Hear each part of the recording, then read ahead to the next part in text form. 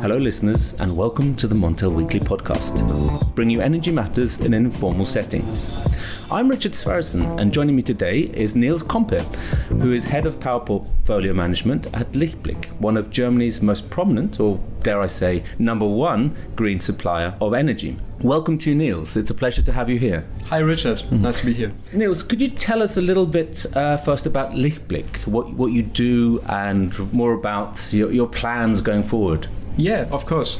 LichtBlick is, as you said, an energy provider, and we are happy to be number one in that. Active in the German market since 1998. So we started with a market liberalization within the German market with some others, and built up in that way a new market segment, green power for end customers. And we now currently have about 500,000 private customers we do deliver with green power, and approximately 70,000 business customers, which we do deliver with green power. Besides that, we have established some more fields. So we are also active within the gas segment, where we have different sustainable solutions. We offer different range of e-mobility solutions, and also some digital software solutions, which we summed up under Schwarmenergie. Okay, so is the demand for green energy, I mean, we hear about Germany, it's the big sort of growth, it's the engine of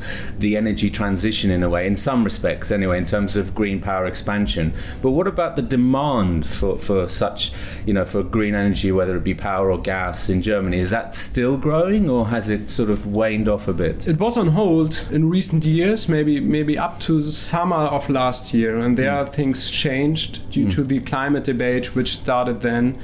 Also, as we in Germany had an extraordinary hot summer, and parallel to that the Greta debate started, and the Fridays for Future debate, which is widespread. The Greta Thunberg, which is widespread over Germany. And we see it also not only in our contract numbers, but also in recent polls we have made, that the need for green power supply is growing on a fast pace in the moment. And of course we ask ourselves how sustainable this is, but we are quite lucky on that the topic of being delivered with sustainable energy is on the agenda again, as it had been also in Germany with the nuclear debate end of the 2000s. So this is the nuclear phase out and debate. So this is also providing another driver, or driving customers towards you then, and you as an established player, are in a good position.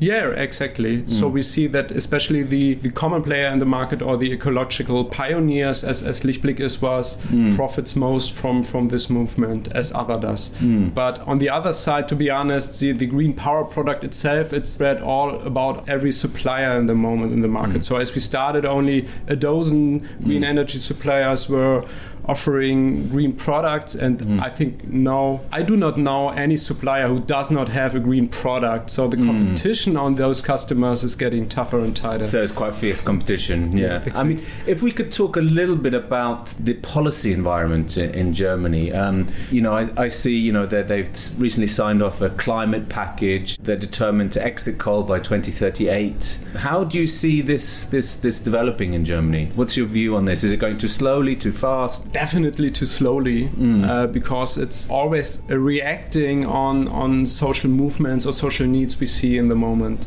So, for example, the climate package, which is more, which are various points summed up in a kind of climate package. What is missing there is a kind of an idea behind that. So we see a lot of extra spending, a lot of extra taxes on that, but there's no connecting idea between all these single measures. So my personal feeling in the moment is that the government is kind of overacting, or just tries to set up some laws to calm the social needs and the social movement or environmental movement. So it's a very reactive rather than a proactive step in determining ambitious climate goals. Because do you think then the power of the coal lobby, or the people who are, the big fossil fuel generators, is that too strong then, do you think? I'm wondering from which this, I call it fear, comes from, because the non-ambitious climate package as it is one, because everybody and the politician itself for sure also do know that with this package it's not possible to reach climate goals in 2030, where we need really more ambitious cuts and really more ambitious measures. I personally assume that it's a fear of the voters, and because the debate we have in the moment is that they fear the yellow jackets swapping from France to Germany, and there is a widespread fear between the current coalition, between the Conservatives and the Socialist Party, that we will have a similar movement if we take too heavy climate measures. If the policies become too ambitious for 2030, exactly. So what would you like to see then the policymakers in Berlin doing? I would like to see an idea of what we want to reach in 2030, and that has to be the Paris goals, and it has to be an ambitious plan, and this has to be, in my opinion, connected with a social idea of how to organize that in way of taxes, in way of refunding money from polluters to consumers. So there are, I think, the lobbying groups and the politic groups are producing a lot of reports how to organize social and ambitious environmental policy. So there are a lot of ideas in the market how to organize that, but what is missing is a courage, and maybe this is the demand. We need somebody who is takes action, and our hope is that maybe within the next coalition will be the Green Party participated and pushes that. Will be more active in pushing for change and quicker change. So Germany has missed its 2020 targets, and do you think it's likely to miss the 2030 targets too? Yeah, of course. As I said, with this climate package, it's obviously not realistic to reach any 2030 goal, because we have to come down to 55%, I think, of our emissions we had in 1919, and we are in the moment at 36 or 37, already missed the 2020 goal, and to come from this level to 55th needs really more ambitious measures than we undertake. Even though Germany is the front runner in terms of renewables, expansion, but maybe it could be overtaken by other countries in the coming years in Europe. Anyway, let's go back to more nitty gritty kind of GOs and PPAs, these lovely guarantees of origins and power purchase agreements, which are massively important for both renewables producers, suppliers, yourself, and also for customers and consumers who want to be green and sustainable. Now, how do you see the PPA market developing? We're coming to the end of the Renewable Act in Germany, the EEG as it's called. So what do you see PPAs replacing that? I think they're adding it up, the IIG, because what we see right now in respect to the German market is that the market is developing right now, so it's not been existing before because it was not possible to generate GOs from German renewable projects due to the specific setup of the market regulation within the IIG, and it's from an energy supplier extremely interesting, as we see that now the qualities from old turbines, which aren't allowed to receive any subsidy anymore, and also from large solar projects, which can be built up to current market price levels, outstanding of the subsidy regime, and those projects are able to generate GOs, and for that it is possible for us as energy supplier to connect those projects directly to customers, and this could be our private customer base, but this also could be larger industrials or larger business customers who are seeking for stronger commitment on sustainability or energy transition in Germany. And what I believe is that this development could speed up the energy transition from a market perspective strongly, because what's starting right now within the German market is a debate where the GO quality or the green quality comes from. And in Germany it is that way, that up to now most of the green quality were delivered from Norway hydro plants.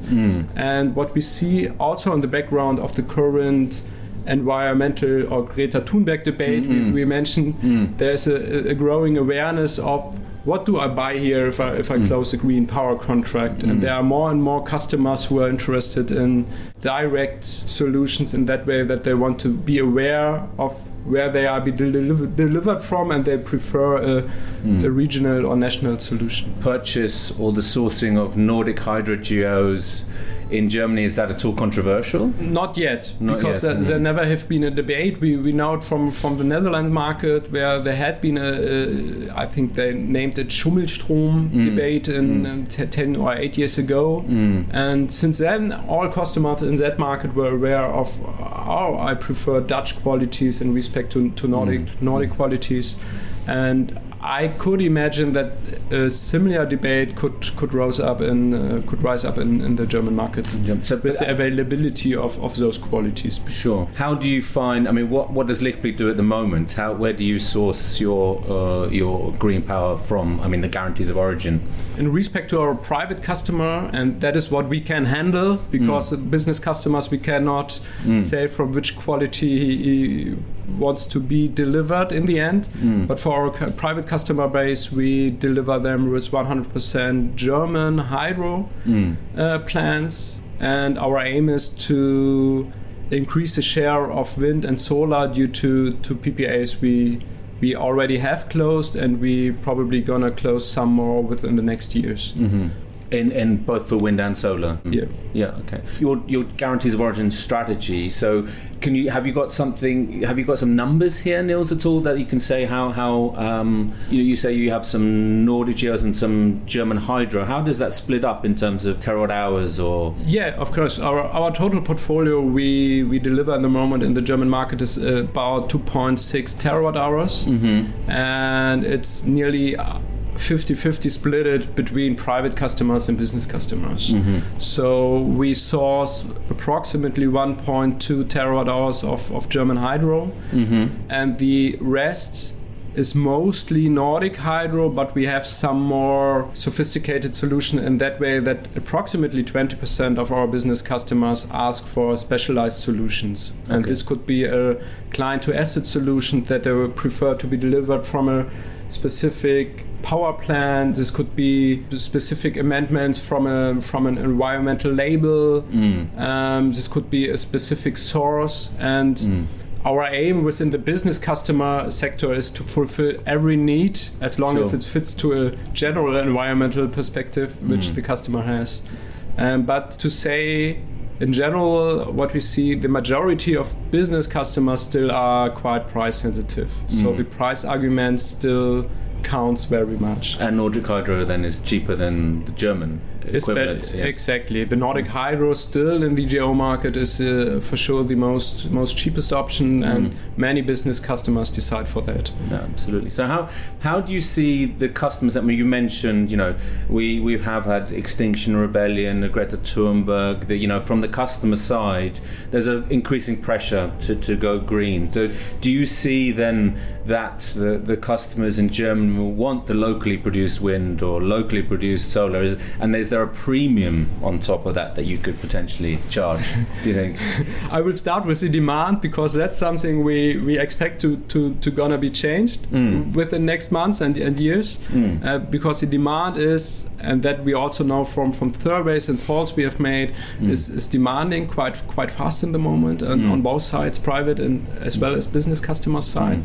And many business customers also feel the duty of being engaged within, or having more awareness of their sustainability of the total supply chain, especially if they are in an end customer market as clothes in textile and trading. So if they have a direct link to the end customer itself, they have a higher awareness of being sustainable in respect to their total supply chain. But we expect that to grow, the demand for green energy.